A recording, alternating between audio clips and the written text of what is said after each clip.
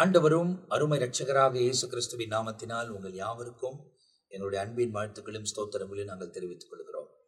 தேவனுடைய பெரிதான கிருபையால் சுவிசேஷம் என்ற இன்னொரு பகுதியில் உங்களை சந்திப்பதிலே நாங்கள் மிகவும் மகிழ்ச்சி அடைகிறோம். எவ்வளவு தூரம் ஆண்டவர் நம்மளை பாதுகாத்து அற்புதமான பாதையில நம்மை வழிநடத்தி கொண்டு வந்திருக்கிறார். தொடர்ச்சியாய் அவரே நம்மை வழிநடத்துவதற்கு உண்மை உள்ள தேவனாயிருக்கிறார்.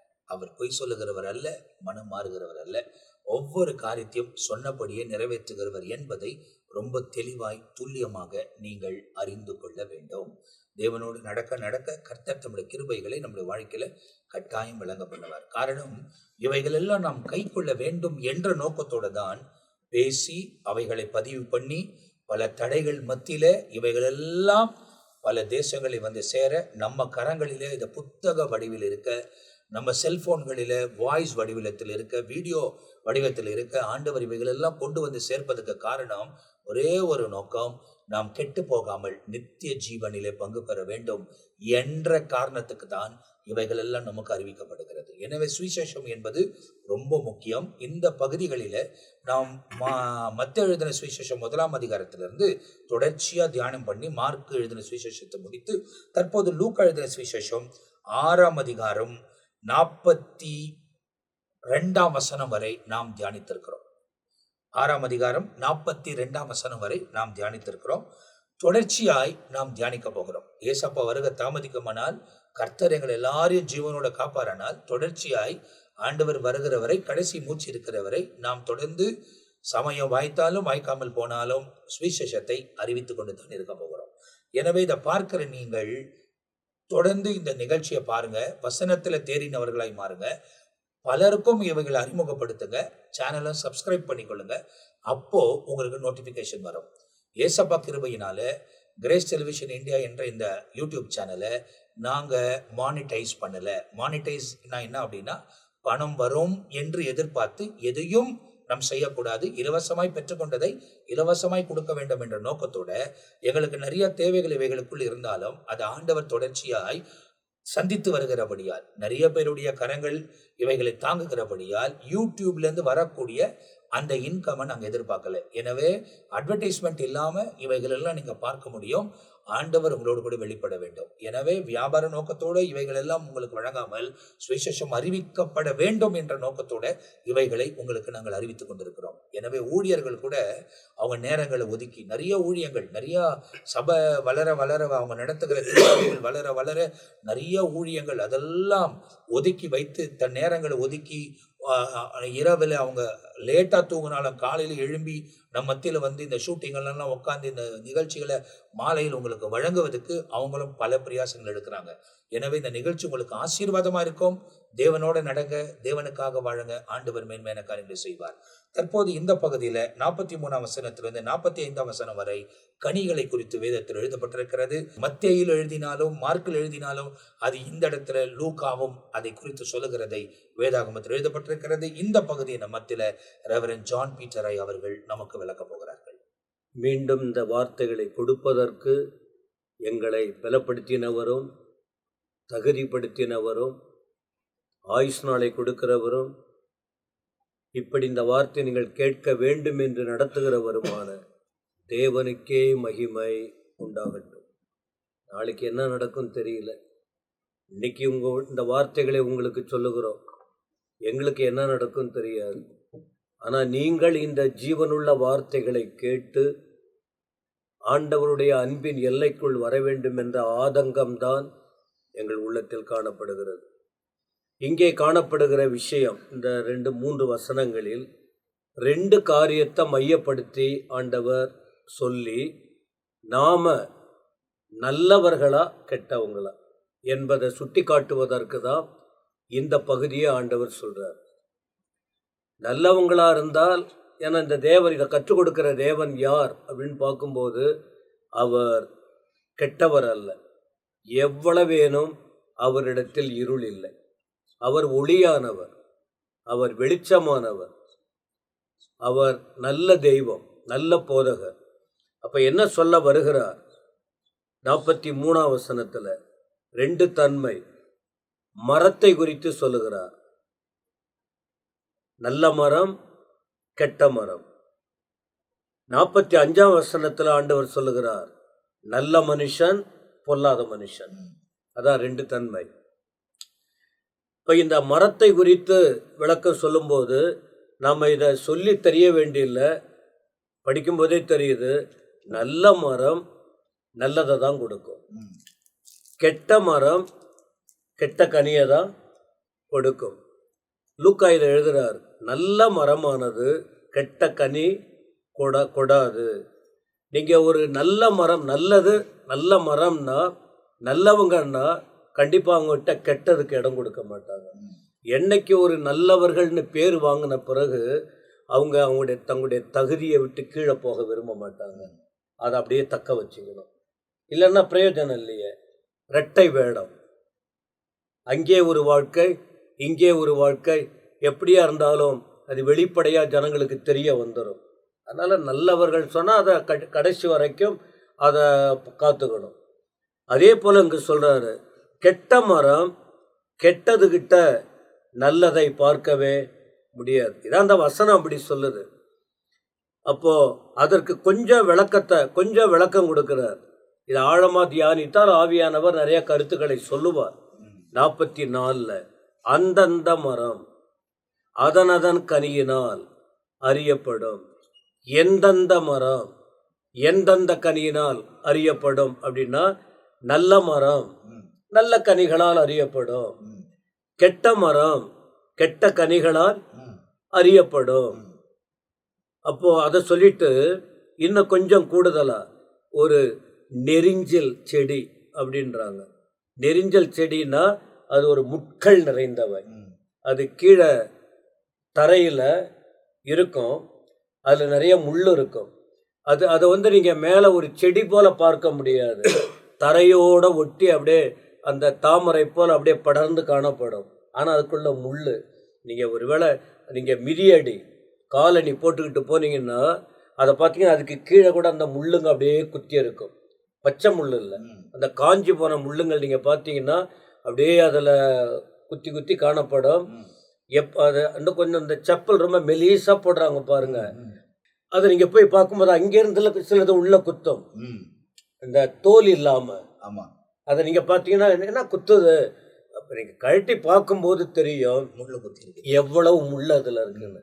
அதே இது காலணி போடாமல் மிதியடி போடாமல் போனால் அவ்வளோதான், பதிஞ்சிடும். அப்போ என்ன சொல்கிறாருன்னா, அந்த நெரிஞ்சல் செடி அதனுடைய குணம் என்ன? முட்கள் நிறைந்தது.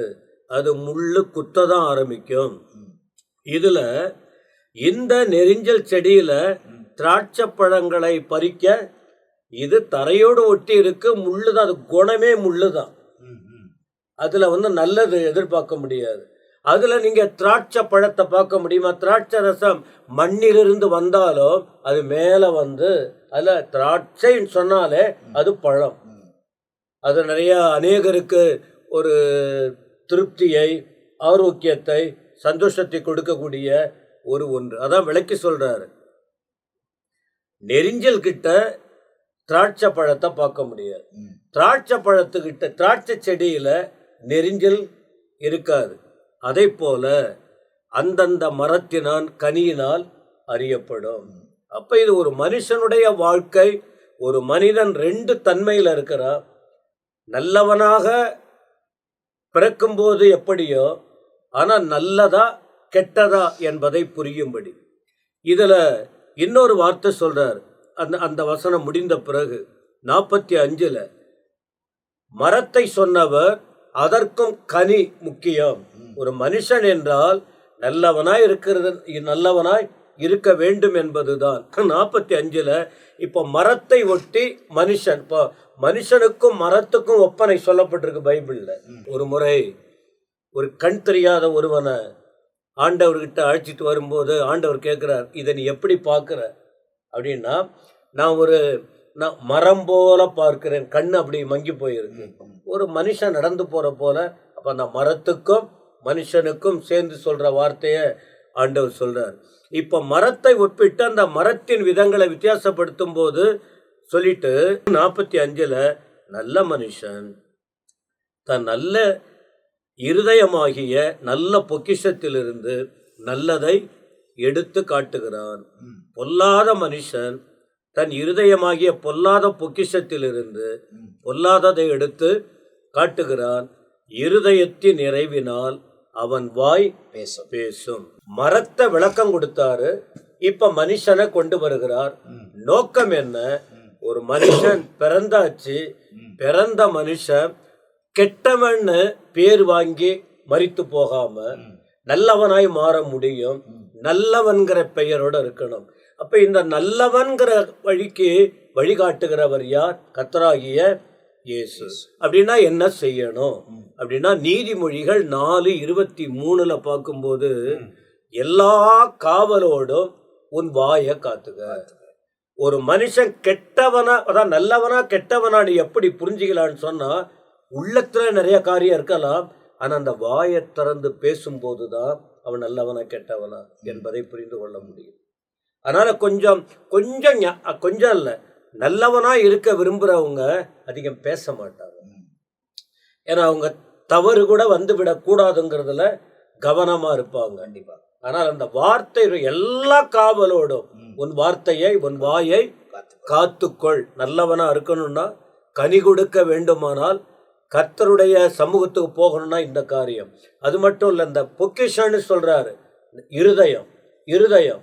இதை நீங்க மார்க் 7ஆம் அதிகாரத்தில் 20 கீழே படிக்கும்போது 20ஆம் வசனத்துல ஒரு வார்த்தை சொல்லுவார். அதன் பிறகு கீழே 22 கீழே பார்க்கும்போது அந்த தீட்டுங்கிற விஷயத்த கொடுக்கிறார். 13 காரியம் அங்க சொல்லப்பட்டிருக்கு. ஒரு மனுஷன், இது இருதயத்துக்குள்ள இருக்கிற விஷயம். ஒரு மனுஷனுக்குள்ள என்னென்ன காரியம் இருக்கும் அங்க சொல்றதெல்லாம் கெட்ட காரியம். 13 கெட்ட காரியம் அவன் இருதயமா, அந்த கெட்ட பொக்கிஷங்கள் அவனுக்குள்ள இருக்கு. அப்ப அது அவன் வாழ்க்கையை தீட்டுப்படுத்தணும், அவன் கெட்டவனா மாறிடுறான். அது அப்படியே அதை மாற்றி ஆண்டவரோடு நெருங்கி இதுல கவனம் செலுத்தி நாம கனி கொடுக்கணும். கர்த்தருக்காக வாழணும்னு நினைக்கிறவன் அந்த 13 காரியத்தை கடந்து முடியுமா? முயற்சி பண்ண வேண்டும்.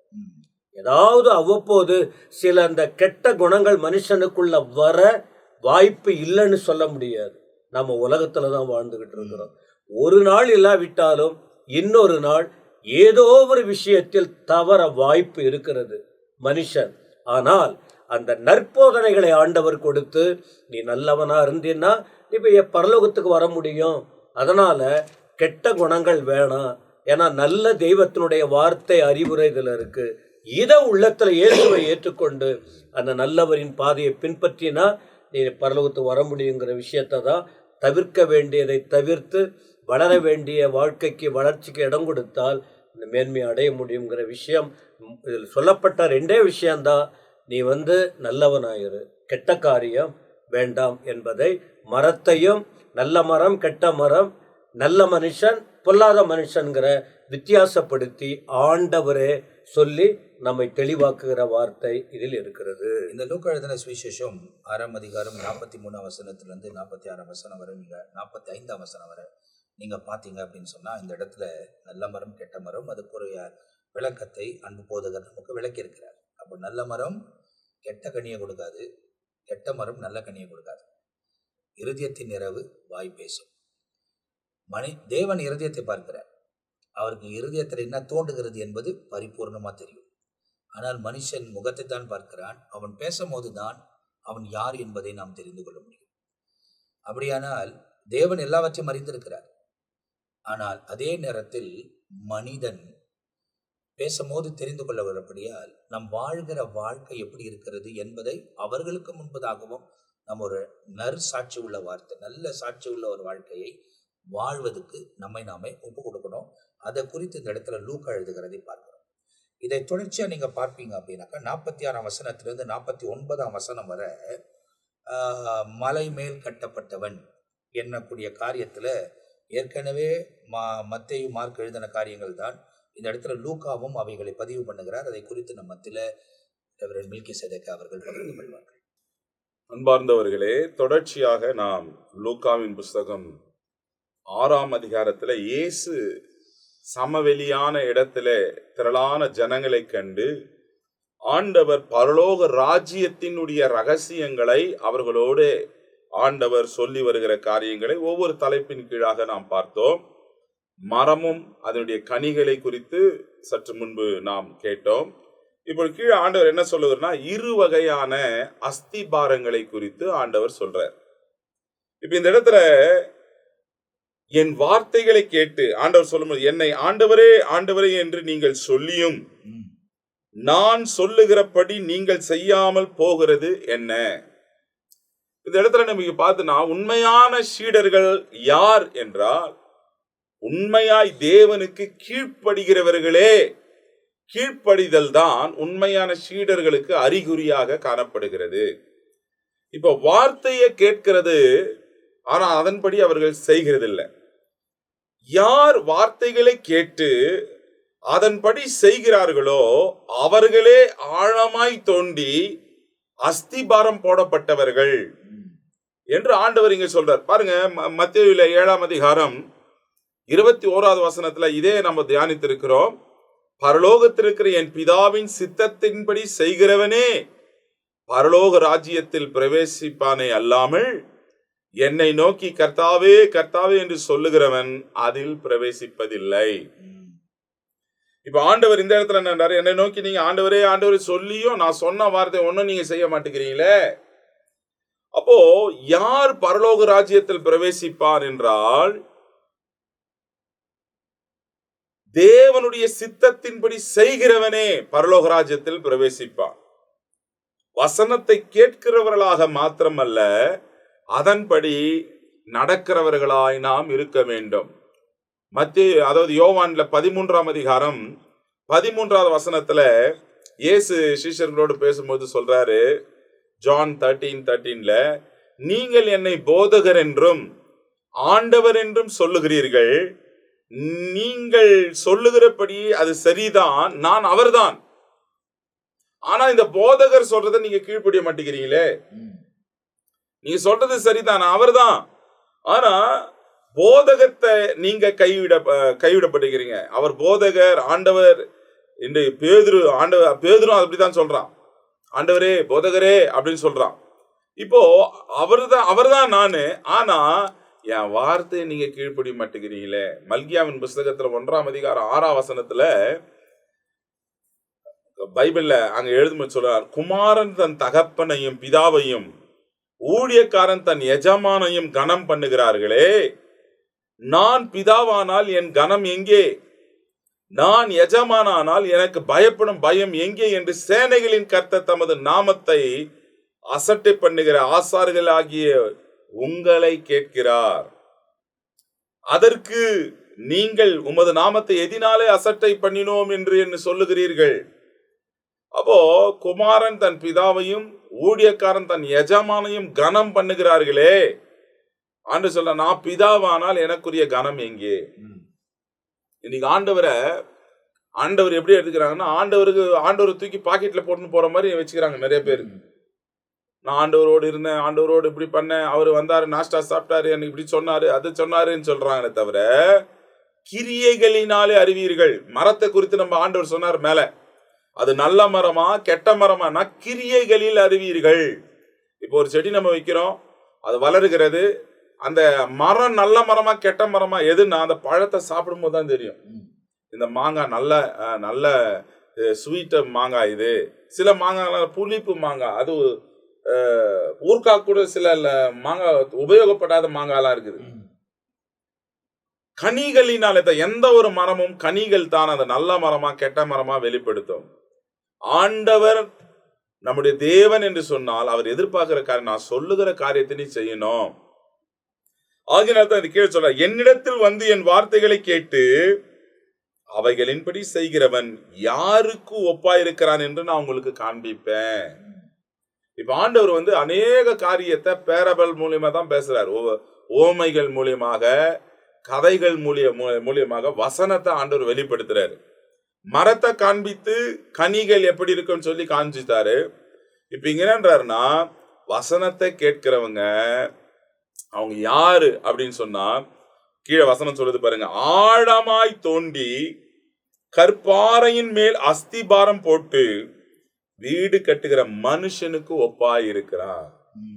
வசனத்தை கேட்கறது மாத்திரமல்ல, அதன்படி நடக்கிறவர்கள் எப்படி இருக்கிறாங்க அப்படின்னா, ஆழமா வீடு கட்டுறவங்க ஃபவுண்டேஷன் போடும்போது ஆழமா அத தோண்டி கற்பாறையின் மேல மணலின் மேல போட மாட்டாங்க. நல்ல ஸ்ட்ராங்கா உறுதியா இருக்கணும்னு சொல்லி அதுக்கு பிளென்த் போட்டு நல்ல ஒரு ஆழமா போட்டு அவங்க என்ன பண்ணுவாங்க, ஃபவுண்டேஷன் போடுவாங்க. ஆண்டவர் அங்க சொல்றாரு பாருங்க, பெரும் வெள்ளம் வந்து நீரோட்டம் அதன் வீட்டின் மேல் மோதியும் அதை அசைக்க கூடாமல் போயிற்று, ஏனென்றால் அது கன்மலையின் மேல் அஸ்திபாரம் போடப்பட்டிருக்கிறது. அப்போ வார்த்தைகளை கேட்கிறது மாத்திரமல்ல, வார்த்தையின்படி நாம் நடக்கிறவர்கள். ஆண்டவர் யாருக்கு ஒப்பிடுறாருன்னா, உறுதியான ஒரு வீட்டுக்கு கட்டின புருஷனுக்கு ஒப்பிடுகிறார். சோதனை வரும், உபத்திரவம் வரும், பிரச்சனை வரும், பெருங்காற்று அடிக்கும், புயல் வரும், எது அந்த வீட்டின் மேல மோதினாலும் அது அசையாது. ஏன்னா அஸ்திபாரம் கன்மலையின் மேல் இருக்கிறது. இப்ப வார்த்தையை கேட்டு அவைகளின்படி செய்யாதவன் எவனோ, ஆண்டவர் சொல்றார் 49 வசனத்துல, அஸ்திபாரம் இல்லாமல் மணலின் மேல் வீடு கட்டினவனுக்கு ஒப்பாயிருக்கிறான். நீரோட்டம் அதன் மேல் மோதின உடனே அது விழுந்தது, விழுந்து முழுவதுமாய் அழிந்தது என்றார். ஆண்டவருடைய வார்த்தையை கேட்டு அதன்படி நடக்கிறவன் கன்மலையின் மேல வீடு கட்டின புருஷனுக்கு ஒப்பா இருக்கிறான். ஆண்டவருடைய வார்த்தையை கேட்கிறது, அதோடு விட்டுறது, அதன்படி செய்யாதவன் எவனோ அஸ்திபாரமே இல்லாமல் மணலின் மேல வீடு கட்டினவனுக்கு ஒப்பாய் இருக்கிறான். நீரோட்டம் வந்து அதன் மேல மோதின உடனே, அது கொஞ்சம் ப்ராசஸ் எல்லாம் இல்ல, மோதின உடனே அது விழுந்தது, அது விழுந்து முழுவதுமாய் அழிந்தது. இன்னைக்கு இந்த அன்பான தேவனுடைய பிள்ளைகளே, ஆண்டவர் இந்த பகுதியில் எதை சொல்ல விரும்புகிறார் என்று சொன்னால், நாம் வசனத்தை கேட்டு அந்த வசனத்தின்படி நிச்சயமாய் நடக்க வேண்டும்.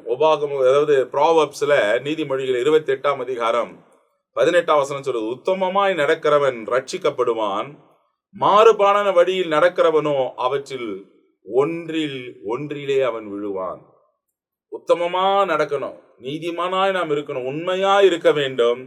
தேவன் உண்டு பண்ணின ஆசீர்வாதங்களை சுதந்திரித்துக் கொள்ள முடியும். எந்த உபத்திரவங்கள், எந்த வேதனைகள், எந்த சோதனைகள் வந்தாலும் நம்மை அசைக்கவே முடியாது. அதனால்தான் யாக்கோபுல 1 அதிகாரம் 22 26 வரைக்கும் வசனம் சொல்லுகிறது, அல்லாமலும் நீங்கள் உங்களை வஞ்சியாதபடிக்கு திருவசனத்தை கேட்கிறவர்களாக மாத்திரமல்ல, அதன்படி செய்கிறவராயும் இருங்கள். ஏனென்றால் ஒருவன் திருவசனத்தை கேட்டு அதன்படி செய்யாதவனானால் கண்ணாடியிலே தன் சுய முகத்தை பார்க்கிற மனுஷனுக்கு ஒப்பாயிருப்பான். அவன் தன்னைத்தானே பார்த்து அவிடம் விட்டு போனவுடனே தன் சாயல் இன்னதென்று மறந்து விடுகிறான். சுயாதீன பிரமாணமாகிய பூரண பிரமாணத்தை உற்று பார்த்து அதிலே நிலைத்திருக்கிறவனே கேட்கிறதை மறக்கிறவனாயிராமல் அதற்கேற்றபடி கிரியைகளை செய்கிறவனாயிருந்து தன் செய்கையிலே பாக்கியவானாயிருப்பான். உங்களில் ஒருவன் தன் நாவை அடக்காமல் தன் இருதயத்தை வஞ்சித்து தன்னை தேவ பக்தி உள்ளவன் என்று எண்ணினால் அவனுடைய தேவன் பக்தி வீணாயிருக்கும். இப்போ வசனத்தை கேட்கிறோம், ஆண்டவருடைய பிள்ளை அப்படின்னு சொல்லி அதன்படி நடக்கலன்னா நம்ம பக்தி வீணா போயிடும். நிலையில்லாத ஒரு அஸ்திபாரத்தின் மேல வீடு கட்டினவர்களுக்கு ஒப்பாய் நாம் மாறி விடுவோம். ஆனபடி அந்த வசனத்தை கேட்கிற அன்பு கர்த்தருடைய பிள்ளைகளே, ஆண்டவர் 2 மனுஷருக்கு ஒப்பிடுறார். எப்படின்னா, வசனத்தை கேட்டு அதன்படி செய்கிறவன் தான் அஸ்திபாரத்தை ஆழமா தோண்டி கண்மலின் மேல வீடு கட்டுறான். என்ன மழை, என்ன காற்று, எது வந்தாலும் அசைக்க முடியாது. வசனத்தை கேட்டு அதன்படி நடக்காதவன் கிரியை இல்லாத விசுவாசம் செத்ததுன்னு வசனம் சொல்லுது. வசனத்தின்படி நாம் கீழ்ப்படிந்து நடக்கலன்னா நம்முடைய கட்டுகிற வீடு, நம்முடைய விசுவாசம் சீக்கிரமா அழிஞ்சு போயிடும், நிலையா இருக்காது. ஆனபடியா நிலையான கிறிஸ்துவை பரலோக ராஜ்யத்துல நாம் போய் சேரணும்னா, விசுவாசத்தை வல்லவர்களாய் நாம் மாறணும்னா, கிரியையோடு கூட வசனத்தை கேட்டு அதன்படி நடக்க நம்மை ஒப்பு கொடுப்போம். உண்மையான ஆசீர்வாதத்தை நாம் பெற்றுக்கொள்வோம். இந்த இடத்துல சொல்லப்பட்டிருக்கிற இந்த வசனங்கள் தான் இயேசு கிறிஸ்து பரமேறி போகும்போது, மத்திய எழுதின சுவிசேஷம் 28 அதிகாரத்தில் பார்க்கும்போது, நான் உங்களுக்கு போதித்த எல்லாவற்றையும் அவர்கள் கைக்கொள்ளும்படி சொல்லுங்கள் என்பதை சொல்ல போன காரியங்கள் தான் இவைகள் எல்லாம் என்பதை நீங்கள் தெளிவாய் தெரிந்து கொள்ள வேண்டும். ஏதோ கிறிஸ்தவ வாழ்க்கை, நம்ம சர்ச்சுக்கு போயிடுறோம், பைபிள் எடுத்துகிட்டு போகிறோம், அங்கே போனால் ஜெபிக்கிறோம், அவ்வளோதான் அப்படின்றது இல்லை. இந்த சொல்லப்பட்ட காரியங்களிலே நம்முடைய அனுதின வாழ்க்கை உண்மையிலே உறுதியாய் கண்மலையின் மேலே நிற்கக்கூடியதாக இருக்க வேண்டும். அப்போதுதான் என்ன காரியங்கள் நேரிட்டாலும் நாம் தேவனுக்குள்ள அஸ்திபாரம் உள்ளவர்களாய் வைராக்கியமாய் நிற்போம் என்பதில் சந்தேகம் கிடையாது. அதை குறித்து இந்த இடத்துல லூக்காவும் எழுதுகிறதை வேதத்தில் ரொம்ப அழகாக எழுதப்பட்டிருக்கிறது. ஏன்னா என்னை கர்த்தாவே கர்த்தாவேன்னு கூப்பிடுறீங்க, ஆனால் நான் சொல்றது எங்க செய்றீங்க அப்படின்றத ஆண்டவர் அந்த இடத்துல ரொம்ப தெளிவாக பேசுறாரு. இன்னைக்கு நம்முடைய வாழ்க்கையிலும் தெய்வமே என்று சொல்லி நிறைய காரியத்தில் நம்ம ஜெபம் பண்ணினாலும் அவர் சொல்லுகிறது செய்கிறோமா என்பதை என்ன நான் ஆராய்ந்து பார்க்கணும், உங்களை நீங்க ஆராய்ந்து பார்க்கணும். நம்ம மனுஷர்களுக்கு முன்பதாக எந்த நேரத்திலும் ஒத்த வேஷம் தெரியாதபடி தேவனோடு கூட நடக்க ஆரம்பித்தோமானால் நிச்சயமாய் ஆண்டவர் தம்முடைய மகிமையின் பிரசனங்களை நம்முடைய வாழ்க்கையில விளங்க பண்ணி வழிநடத்துவதற்கு அவர் உண்மை உள்ளவராக இருக்கிறார். அதாவது கண்மலையின் மேல் கட்டப்பட்ட வீடும் மணலின் மேல் கட்டப்பட்ட வீடுடைய நிலை என்ன என்பதை ஆண்டவர் நமக்கு ரொம்ப அழகாய் விளக்கி சொல்லியிருக்கிறார். எனவே அடுத்த பகுதியில் வரும்போது 7ஆம் அதிகாரத்துல 100க்கு அதிபதி காரியங்கள் லூக்கா எழுதுகிறதை பார்க்கிறோம். அதை குறித்து நம்ம அடுத்த பகுதியில் தியானிக்க போகிறோம். இந்த சுவிசேஷ நிகழ்ச்சி பார்த்து கொண்டிருக்கிற நீங்கள் எங்கள் எல்லாருக்கும் ஜெபம் பண்ணுங்க, நாங்களும் உங்களுக்காக ஜெபம் பண்றோம். வசனத்தின்படி நடங்க, வசனத்தின்படி காத்துக்கொள்ளுங்க, தேவனோடு கூட ஐக்கியம் பெற்றிருங்க. இயேசு உங்க வாழ்க்கையில மேன்மையான காரியத்தை செய்வார். எனவே அடுத்த பகுதியில் உங்களை சந்திக்கிற வரை நாங்கள் உங்ககிட்ட விடை பெறுகிறோம். கர்த்தர் உங்களை ஆசீர்வதிப்பாராக. ஆமென். ஆமென்.